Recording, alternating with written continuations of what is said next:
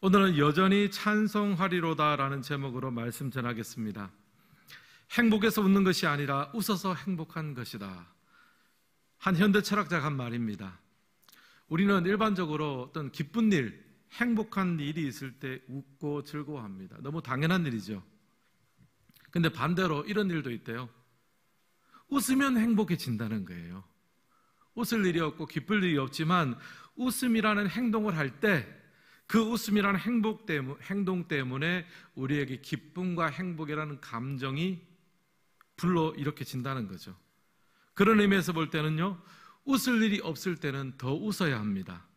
우울하다고 해서 하루 종일 침대에 들어 누워 있으면 우울한 생각이 더 강해지는 거죠. 오히려 그때는 바깥으로 나가서 햇볕도 쐬고 좀 움직이고 그러면 그 작은 행동을 통해서 우리 마음과 감정에 변화가 온다는 거예요. 여러분, 그 또 나이키 광고 중에 Just do it 이라는 구호가 있습니다. 일단 한번 해보라는 거죠. Just do it. 운동을 할까 말까 고민한다면 일단 한번 해보라는 거예요. 용기를 내서 행동에 옮겨보면 그 다음에는 또 다른 관문들이 열려진다는 겁니다. 결국 중요한 것은 고민만 할 것이 아니라 해보는 것, 이 작은 시도와 작은 실천이 우리의 삶을 변화시킬 수 있다라는 말입니다. 오늘 읽은 시편은요, 시편 42편입니다. 표제어가 나오는데요, 이렇게 기록이 되어 있습니다. 제가 한번 읽겠습니다. 고라 자손의 마스길 인도자를 따라 부르는 노래라고 되어 있습니다. 여기서 마스길은 교훈이라는 뜻입니다. 그러니까 고라 자손에 쓴 교훈적인 노래와 찬양이다라는 뜻이 되겠습니다. 근데 여러분, 여기서 이 고라라는 이름이 좀 우리에게 익숙하죠. 구약성경 읽으시면 이 고라라는 사람이 등장을 하는데요, 사실 이 고라라는 이름에는 역사적으로 좀 아픈 추억이 깃들어져 있습니다. 민수기 26장을 보면요, 이 고라와 그를 따르는 무리들이 모세에 대해서 반역을 일으킵니다. 모세, 너만 하나님과 대면하고 이야기하느냐? 하나님 우리에게도 말씀하신다. 그러면서 하나님이 모세에게 부여해 준 특별한 사명과 특별한 권위를 인정하지 않고, 그렇게 했을 때 하나님은 이것은 단순한 모세에 대한 반역이 아니라 모세를 세운 나에 대한 반역, 하나님에 대한 반역으로 인정하셨습니다. 그래서 하나님께 직접 심판하셔서 땅이 갈라져서 고라와 그 반역한 무리들이 땅에 삼켜지게 됩니다. 그렇게 이제 고라가 죽었습니다. 고라는 자기 죄 때문에 죽었지만 이제 그 다음 남겨진 고라의 자손들이 문제죠. 여러분, 우리 아빠가 고라였습니다. 우리 자손, 나는 고라의 몇 도손입니다. 이렇게 자기를 소개하는 게 사실 쉬운 일은 아니잖아요. 고라는 하나님의 심판을 받고 모세에게 반역하고 정말 이런 악명이 높은 이름인데, 그 고라의 몇 대손입니다라고 그렇게 자신을 소개하면서 사는 것, 굉장히 힘든 일이었습니다. 근데 역설적이게도요, 하나님은 고라 자손에게 성소와 예배를 섬기는 일을 맡기셨습니다. 어쩌면 가장 자격이 없는 사람들에게 가장 중요한 일을 맡기셨어요. 사랑하는 성도 여러분, 우리도 마찬가지입니다. 하나님께서 우리에게 주신 것들이 있습니다. 맡기신 직분이 있습니다. 달란트와 시간과 물질이 있습니다. 여러분, 그 모든 것을 소유하고 누리고 가질 만한 자격과 조건이 여러분의 삶에 있으십니까? 아마 돌아보시면 없으실 거예요. 우리는 그런 것을 소유하고 누릴 만한 자격이 없습니다. 하나님의 은혜가 아니면 우리는 이 자리에 설 수가 없습니다. 이런 의미에서 생각하면 우리 모두는 오늘을 살아가는 고라 자손들과 같습니다. 오늘 읽은 시편에 보면요, 이 고라 자손은요, 자신들의 한계, 부족함, 또 태생적인 한계, 이 모든 상황 속에서 한 가지 대안을 찾아냅니다. 5절 말씀에 보면 이렇게 선언하고 있습니다. 내가 여전히 찬송하리로다. 그에게는 여전히 불안이 있습니다. 여전히 염려가 있습니다. 여전히 태생적 한계가 있습니다. 그러나 그 모든 것을 마음에 품고 그는 하나님께 찬양하는 것을 선택했습니다. 내가 여전히 찬송하리로다. 그리고 그 찬송으로 인해서 고라 자손의 삶이 완전히 바뀌게 됩니다. 7절을 보면요, 주의 폭포 소리에 깊은 바다가 서로 부르며 주의 모든 파도와 물결이 나를 휩쓸었나이다. 고라자손은 지금 하나님의 임재 가운데 섰습니다. 자신의 한계와 연약함과 부족함에 휩싸이지 않고 그럼에도 불구하고 자신을 붙들어 주시는 하나님의 임재 앞에 섰습니다. 이것이 바로 찬송의 능력이에요. 찬양은요, 내 자신의 연약함과 부족함의 자리에 있는 어떠한 사람이라도 하나님 앞에 찬양하기 시작할 때 하나님의 임재 가운데로, 하나님의 은혜 가운데로 우리를 들어 올려주는 놀라운 역사가 있는 줄을 믿습니다. 고라자손이 바로 이런 찬양의 능력을 누렸습니다. 우리 옆 사람과 이렇게 한번 인사했으면 좋겠습니다. 여전히 찬송하리로다. 오늘 예배드리시는 모든 성도님들은 어떤 상황에서도 찬양함으로 말미암아 회복되고 일어서고 승리하는 삶을 사시기를 주님의 이름으로 축원합니다. 이런 관점으로 말씀을 보면서 성도가 누려야 할 찬양의 능력에 대해서 세 가지로 한번 정리해 보았습니다. 예전에 짬짬이 언급한 내용들인데 이제 능력이라는 관점에서 새롭게 한번 재구성해 보았습니다. 첫 번째, 성도가 누려야 할 찬양의 능력은요, 영적으로 회복되는, 찬양을 통해서 영적으로 회복되는 은혜를 누립니다. 1번 보시면요, 영적 회복, 내가 어찌하여 내 속에서 불안해하는가. 우리 1번 같이 한번 읽어볼까요? 영적 회복, 내가 어찌하여 내 속에서 불안해하는가. 시인은 지금 고라자손입니다. 태생적인 한계 외에도 여러 가지 어려움을 가지고 있습니다. 3절에 보니까요, 그 어려움이 이렇게 표현되어 있습니다. 우리 3절도 같이 한번 읽겠습니다. 사람들이 종일 내게 하는 말이 내 하나님이 어디 있느냐 하오니 내 눈물이 주야로 내 음식이 되었도다. 아멘. 여기 보니까 사람들이 이제 시인에게 좀 비아냥거리듯이 말합니다. 내 하나님이 어디 있느냐? 하나님이 정말 너와 함께 하시느냐? 아니면 하나님이 너를 잊어버린 거 아니냐? 좀 비아냥거리듯이 이야기를 합니다. 그리고 이 말에 시인이 이제 상처를 받습니다. 상처를 받아서 어떻게 반응이 나오느냐? 내 눈물이 주야로 내 음식이 되었도다. 여러분 혹시 좀 눈물 요즘에 좀 자주 흘리는 분 계십니까? 얼마나 눈물을 많이 흘렸냐면, 눈물을 보통 흘리면 흘러내리잖아요. 그러다가 좀 몇 방울이라도 입술을 통해서 입으로 들어가잖아요. 너무 많이 들어가서 배가 부르다는 거예요. 주야로 내 음식이 되었도다. 얼마나 그러니까 눈물을 많이 흘린 거예요. 근데 여러분, 이 말이 마음에 와닿는 분들이 계시잖아요. 어떤 일을 생각하면, 또 자녀와 우리의 또 삶을 생각하면 그냥 기도할 힘도 없고 그냥 눈물부터 주룩주룩 흐르는, 지금 시인이 그런 상황에 있는 거예요. 눈물을 너무 많이 흘려가지고 눈물로 내 배가 찼습니다. 물론 시적인 표현이죠. 또 심지어 9절에서는요, 이렇게 하나님께 항변합니다. 하나님께 나를 잊으셨나이까?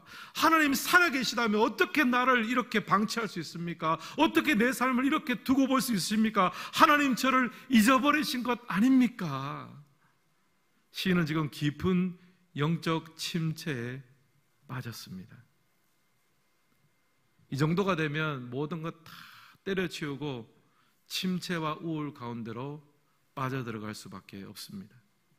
그런데 5절과 11절을 보면요, 동일한 말씀인데요, 시인은 이 모든 상황을 반전시킬 선언을 하고 있습니다. 우리 11절 말씀도 같이 한번 읽겠습니다.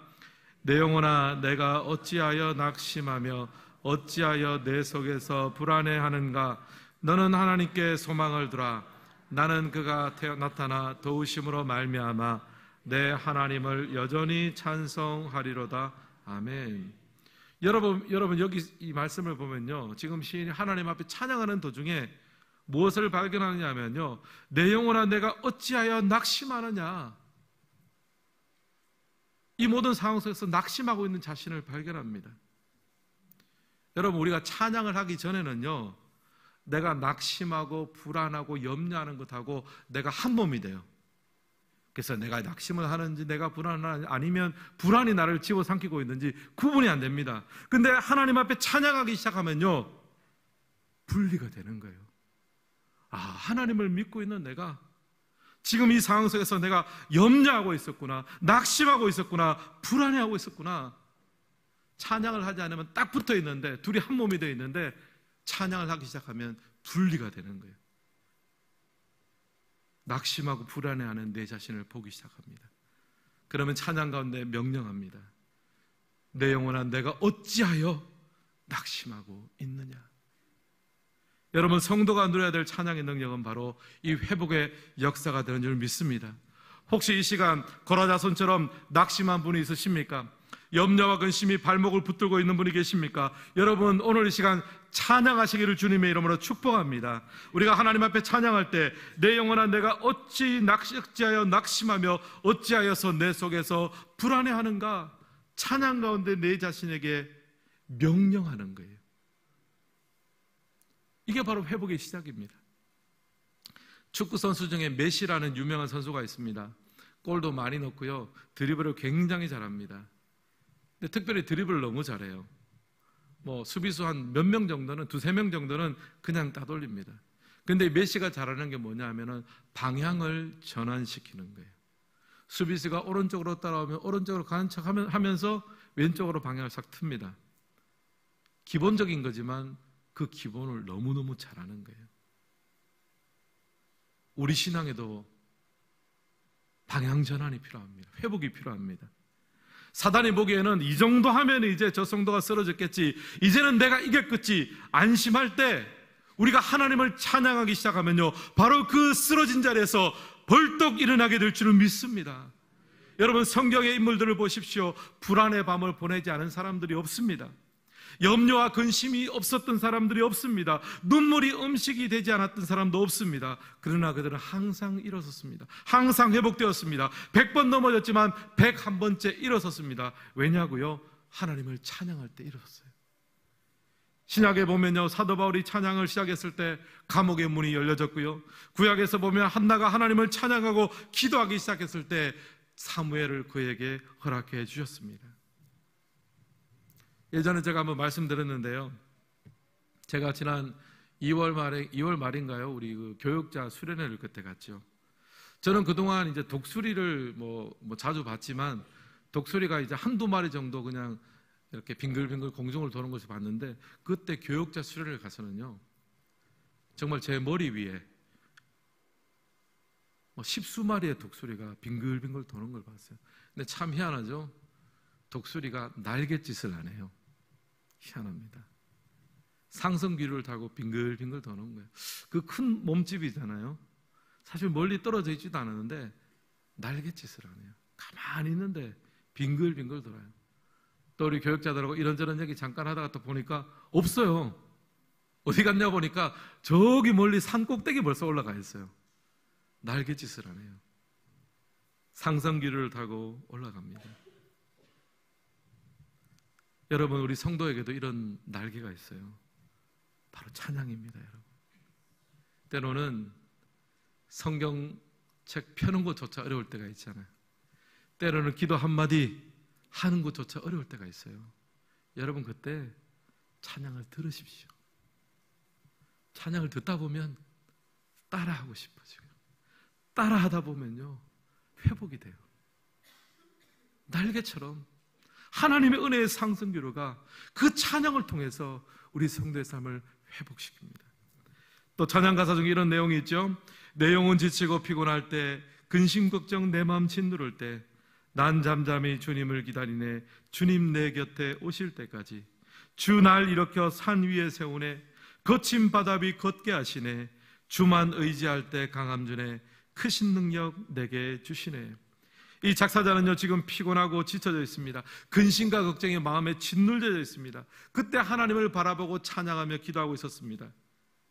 주님께서 그 가운데 임재해 주셨을 때 하나님께서 그를 들으셔서 문제의 산 꼭대기 위에 올라서게 하시고 거친 바다 위를 걷게 하셨습니다. 이것이 바로 찬양의 능력이죠. 사랑하는 성도 여러분, 오늘 염려와 근심, 어려운 가운데, 자리 가운데 있으십니까? 하나님을 찬양하시길 바랍니다. 찬양한 가는 가운데 그 염려와 근심 가운데 묶여있는 나를 향해 명령하시고, 내 영혼아 내가 어찌하여 낙심하느냐, 영적 회복과 방향 전환의 역사가 오늘 이 가운데 있기를 주님의 이름으로 축원합니다.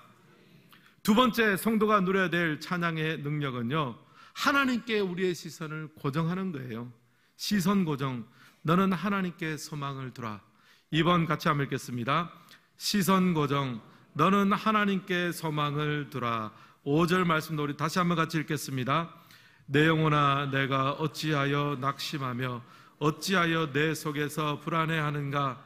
너는 하나님께 소망을 두라. 나는 그가 나타나 도우심으로 말미암아 내 하나님을 여전히 찬송하리로다. 아멘. 여기 보면 너는 하나님께 소망을 두라라고 합니다. 이 말씀이 사실 이제 시인이 왜 그렇게 불안해했는지 원인을 알려주는 말이기도 합니다. 소망을 하나님이 아닌 다른 것에다 두면요, 결과적으로 우리의 삶이 불안해지는 거예요. 시인이 잠시 자신의 삶을 돌아보니까 내가 왜 이렇게 염려가 많았지? 내가 왜 이렇게 불안했지? 가만히 보니까 소망을 하나님이 아닌 다른 곳에 두고 살아왔더라 하는 것을 발견했습니다. 그래서 자신에게 또 명령합니다. 너는 소망을 하나님께 두라. 시선을 주님께 단단히 고정해 두라는 말이죠. 여러분, 우리가 살아가면서 우리가 가지고 있는 소망을 하나님이 아닌 다른 것에 둘 수 있습니다. 예를 들면 어떤 사람들은요, 그 소망을 사람들과의 관계에 둘 수 있습니다. 내가 사랑하는 가족, 또 친지, 내가 사랑하는 친구들과 함께 그 관계가 곤고하면 나는 행복하고, 또 그것이 깨어지면 내가 불안하다. 여러분, 사람과의 관계에 우리의 소망을 두면요, 우리의 인생이 얼마나 불안하고 염려가 많겠습니까? 사람과의 관계라는 것은요, 하나님이 지켜주지 않으면 금방 깨어지는 거예요. 아무리 관계가 좋다고 하더라도요, 어떤 사안이 달라지면 금방 반목할 수 있습니다. 또 자신의 소망을 환경과 조건에 둔다면 이것도 불안하기 짝이 없죠. 환경과 조건이 얼마나 수시로 바뀝니까? 어떤 때는 좋았지만 하루아침 자고 나면 달라지는 것이 환경입니다. 불안할 수밖에 없습니다. 또 자신의 소망을 자기의 능력에 두는 사람도 있습니다. 내가 이만큼 배웠고 이 정도 가졌고, 천만의 말씀입니다. 그건 하나님 주신 거예요. 흔들릴 수밖에 없는 것이 인간의 모습입니다. 시인이 바로 그것을 발견했습니다. 그래서 너는 하나님께 소망을 두라. 이것을 스스로에게 명령하고 있습니다. 여러분, 이것은요, 선택이 아니라 명령입니다. 그만큼 중요하기 때문이에요. 자꾸 우리의 시선이 흔들립니다. 자꾸 다른 곳을 향합니다. 하나님이 아닌 다른 곳에 우리의 영적인 시선과 소망을 두려고 합니다. 구약 성경에 보면요, 창세기를 보시면 이제 아브라함과 롯이 가나안 땅에 들어갔습니다. 가나안 땅에 들어가서 하나님 복을 주셔서 이제 양떼가 많이 늘어났습니다. 한 곳에서 도저히 이제 같이 살 수가 없는 거예요. 이제 분가할 시기가 되었습니다. 근데 이제 아브라함이 롯에게 먼저 선택할 수 있는 선택권을 양보해 주었습니다. 그때 이제 롯이 땅을 살피면서요, 창세기 13장 10절 말씀을 같이 한번 읽겠습니다. 이에 롯이 눈을 들어 요단 지역을 바라본즉 소알까지 온 땅에 물이 넉넉하니 여호와께서 소돔과 고모라를 멸하시기 전이었으므로 여호와의 동산 같고 애굽 땅과 같았더라. 아멘.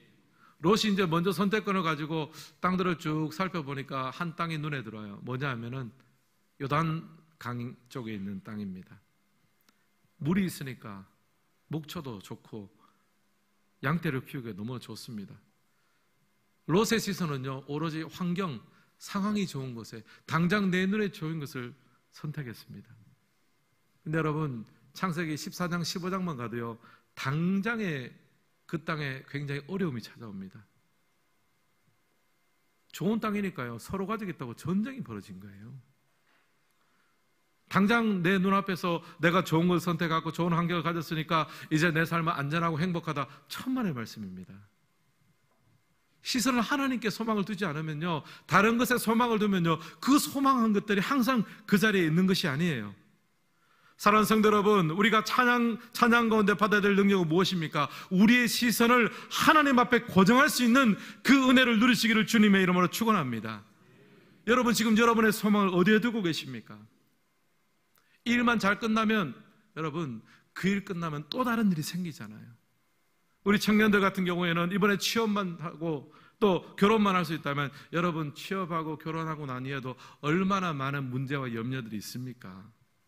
그런 것들에 마음과 관심과 소망을 두면요, 늘 염려하고 불안할 수밖에 없습니다. 우리의 시선은 하나님께 둬야 됩니다. 하나님만이 우리의 소망이 됩니다. 찬양 가사 중에 이런 가사가 있습니다. 내게로부터 눈을 들어 주를 보기 시작할 때 주의 일을 보겠네. 내 작은 마음 돌이키사 하늘의 꿈 꾸게 하네. 주님을 볼 때 모든 시선을 주님께 드리고 살아계신 하나님을 느낄 때 내 삶은 주의 역사가 되고 하나님이 일하기 시작하네. 여러분, 여기서 시선을 누구에게 드리라고 합니까? 주를 보기 시작할 때 하나님을 바라보면 하나님이 느껴집니다. 그리고 내 삶의 주인공인 내가 아니라 하나님이 되는 거예요. 내 삶은 주의 역사가 되고, 그동안은 내 힘과 내 능력, 내 계획으로 내가 조금만 실패하면 나는 무너지고 나는 큰일 난다고 생각했는데, 내 삶이 주의 삶이 되고 주의 역사가 되니까요, 하나님이 일하심이 되니까 내 삶의 작은 염려와 근심과 문제들에 대해서요 대담하게 나갈 수 있는 거죠. 이런 일이 언제 일어납니까? 하나님을 찬양할 때 일어나는 거예요. 저 역시 목회자로서 저의 영적 시선을 잘 관리해야 합니다. 제가 목사로서 바라보고 소망해야 될 것이 무엇입니까? 어떤 성장한 교회를 이루었다, 목회를 잘한다, 이것입니까? 아닙니다. 그런 것들은 언제든지 변할 수 있어요. 목사로서, 아니 성도로서 제가 하나님 앞에 가져야 될 소망은요, 하나님 자신입니다. 제가 일주일에 또 주일날 이렇게 와서 예배드리고 설교하지만 제 진짜 신앙생활은요, 주중에 7일 동안 하나님과 함께 동행하는 것이 제 진짜 신앙생활이에요. 그렇게 하나님과 동행하고 찬양하다 보면요, 어떨 때는 내가 염려하고 근심하는 거하고 나하고 분리가 안 될 때가 있어요. 근데 하나님을 찬양하다 보면요, 그게 분리가 되는 거예요. 영적인 시선이 하나님께 맞춰지면서요, 너의 소망을 하나님께 돌아 내 자신에게 그렇게 명령할 수도 있습니다. 사랑하는 성도 여러분, 오늘 여러분의 시선은 어디를 향하고 있습니까? 이제 우리의 말씀과 기도와 찬양 가운데 여러분 자신에게 명령하십시오. 너는 소망을 하나님께 두라. 이 말씀대로 이루어질 줄을 주님의 이름으로 축원합니다. 마지막 세 번째 찬양의 능력은요, 우리가 누려야 될 찬양의 능력은 우리의 마음을 하나님께로 확정하는 것입니다. 3번 보시면요, 마음 확정, 내 하나님을 여전히 찬송하리로다. 3번도 우리 같이 한번 읽겠습니다. 마음 확정, 내 하나님을 여전히 찬송하리로다. 앞서 성도가 누려야 될 찬양의 능력 두 가지 말씀드렸죠. 첫째는 먼저 우리가 영적으로 회복되는 겁니다. 내 영혼아 내가 어찌하여 낙심하느냐. 찬양하기 전에는요, 염려 근심하고 우리가 딱 붙어가지고 내가 염려를 하는지 아니면 염려가 나를 집어삼키고 있는지 우리가 모릅니다. 근데 찬양하면 분리가 돼요. 내 자신에게 회복을 명할 수 있습니다. 둘째는요, 우리가 누려야 될 찬양의 능력은 하나님을 향한 시선이 고정되는 거예요. 찬양할 때 우리가 깨닫습니다. 아, 내가 그동안 하나님이 아닌 다른 곳에 많은 소망을 두고 살았구나. 그것 때문에 내가 염려하고 불안했구나 생각하게 됩니다. 찬양하기 시작할 때 우리의 시선이 하나님께만 향해지는 거죠. 마지막으로 성도가 누려야 될 찬양의 능력은요, 하나님에게 우리의 마음을 확정하는 것입니다. 우리 5절 말씀을 다시 한번 같이 읽겠습니다. 내 영혼아 내가 어찌하여 낙심하며 어찌하여 내 속에서 불안해하는가. 너는 하나님께 소망을 두라. 나는 그가 나타나 도우심으로 말미암아 내 하나님을 여전히 찬송하리로다. 아멘. 여기 보면 마지막 구절이 나는 내 하나님을 여전히 찬송하리로다 라고 합니다.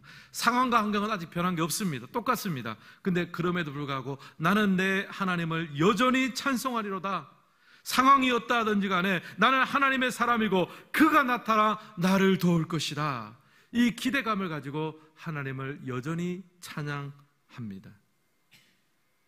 여러분, 우리의 신앙생활의 진짜 문제가 무엇입니까? 이 하나님에 대한 기대감이 없는 것입니다. 여러분, 고라자손을 보십시오. 그들은 자신의 태생적인 한계와 현실의 어려움이 있었습니다. 그러나 여전히 하나님을 찬양했습니다. 그가 나타나 나를 도와주실 것이다. 그 일하시는 하나님에 대한 기대감이 그의 삶을 인도했습니다. 오늘 여러분 하나님 앞에 어떤 기대감을 가지고 나오셨습니까? 어떤 마음을 확정하며 나오셨습니까? 그가 나타나 도우시리라. 이 기대감이 우리 안에 넘쳐나기를 주님의 이름으로 축원합니다. 지난 열흘 동안 제가 이제 미국 교회 탐방을 다녀왔습니다. 총 7개의 미국 교회와 2개의 한인 교회를 탐방을 했습니다. 굉장히 귀한 경험을 했어요. 왜냐하면 혼자 가면 그냥 예배 드리고 주보 한 장 받아오는 게 다일 텐데 미리 다 팀으로 가서 다 조율을 하고 하니까 항상 그 교회 담임 목사님 나오셔서 교회 소개를 하고 강의도 하고 또 시설도 다 안내를 하고 궁금한 점들을 질의응답할 수 있는 시간을 가졌습니다. 앞으로 제가 설교 때나 수시로 여러분과 함께 나눌 기회가 될 때마다 제가 탐방한 이야기를 좀 하겠습니다.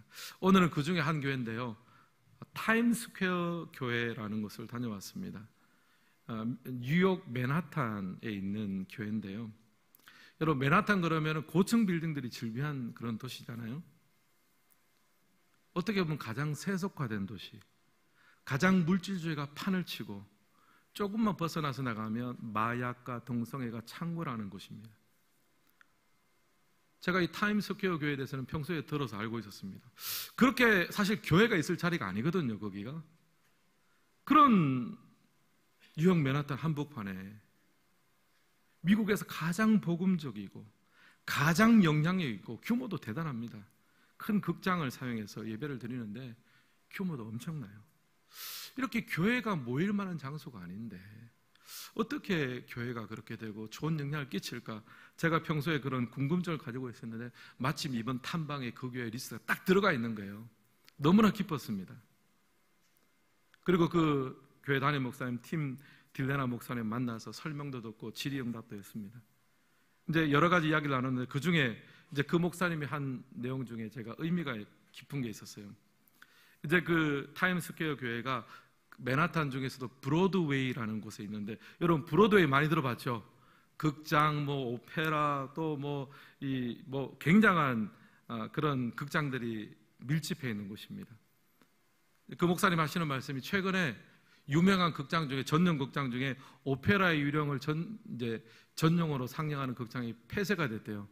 왜냐하면 이제 경기가 안 좋아서 수십 년 동안 오페라 유령을 뮤지컬을 해왔는데 이제 경영난의 문을 닫았다고 합니다. 그러면서 하시는 말씀이 이제 이 타임스퀘어 교회가 브로드웨이에서 가장 오래 버틴 극장이 됐다는 거예요. 왜냐하면 극장에서 예배를 드리니까 사서. 그러면서 이런 말씀을 하시더라고요.